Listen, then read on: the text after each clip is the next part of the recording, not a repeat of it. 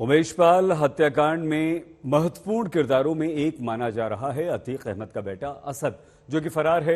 अब तक पुलिस के हाथ खाली हैं। पुलिस असद को पकड़ नहीं पाई। वो कहां छिपा है किसी को नहीं पता, लेकिन खुलासा हुआ कि असद हत्याकांड के बाद से दिल्ली पहुंचा, संगम विहार इलाके में छिपा रहा। दिल्ली वाले उसके मददगार बेनकाब हो चुके हैं, लेकिन असद की लोकेशन का अपडेट फिलहाल नहीं मिल पाया है।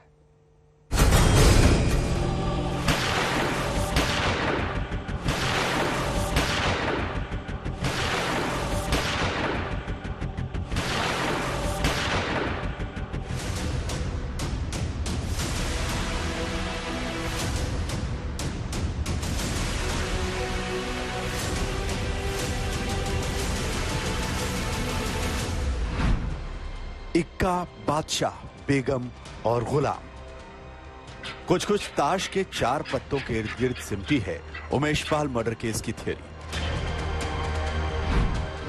इक्का यानी असद, बादशाह यानी अतीक अहमद, बेगम यानी शाइस्ता परवीन और गुलाम मतलब अतीक के गुर्गे। अभी पुलिस की गिरफ्त में सिर्फ बादशाह यानी माफिया डॉन अतीक अहमद है।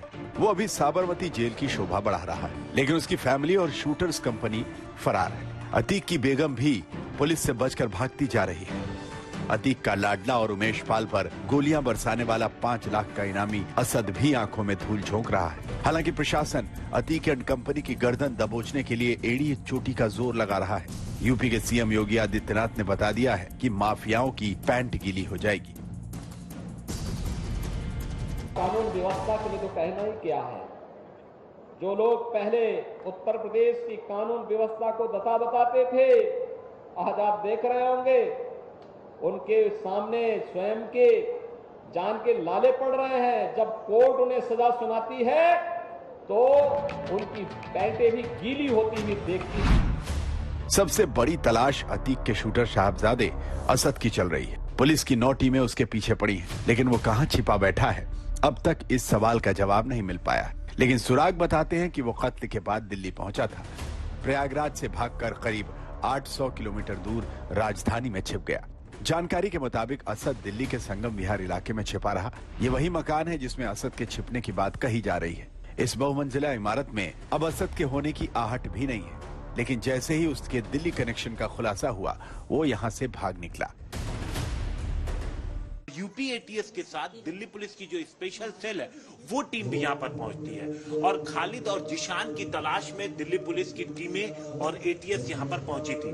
दरअसल खालिद और जिशान को दिल्ली पुलिस ने एक शख्स को पकड़ा था, जिसके जरिए पुलिस यहाँ तक पहुंची। और जब खालिद तक पहुंची तो पता लगा कि खालिद ने तो असद को शेल्टर दे रखा था। अब दिल्ली का ये मकान बंद है, यहाँ ताला लटका है। आसपास के लोग भी हैरान हैं कि इतने बड़े हत्याकांड का आरोपी उनके इलाके में छिपा रहा। हाँ, ये खालिद का घर है। खालिद रहता था यहाँ पर 7-8 साल से, वो यहीं पर रह रहा है।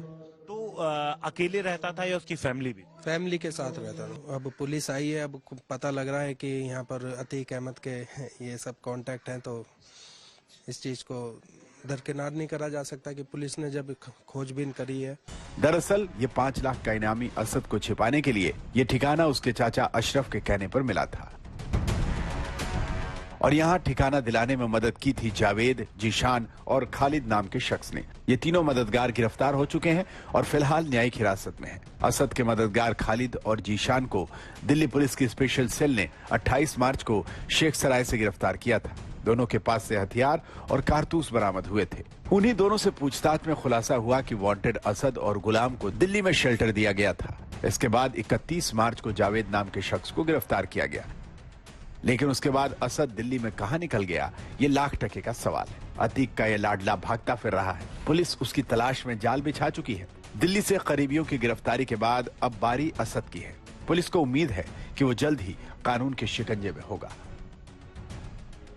दिनों तक असद यहाँ पर छिपा हुआ था, ऐसी जानकारी मिली है। अब पुलिस आगे इस पूरे मामले को इन्वेस्टिगेट कर रही है और ये पता लगाने की कोशिश कर रही है कि असद को खालिद के अलावा इस पूरे इलाके में क्या किसी और ने भी शेल्टर दिया था। कैमरामैन अंकित खंडेलवाल के साथ हिमांशु मिश्रा, दिल्ली आज तक।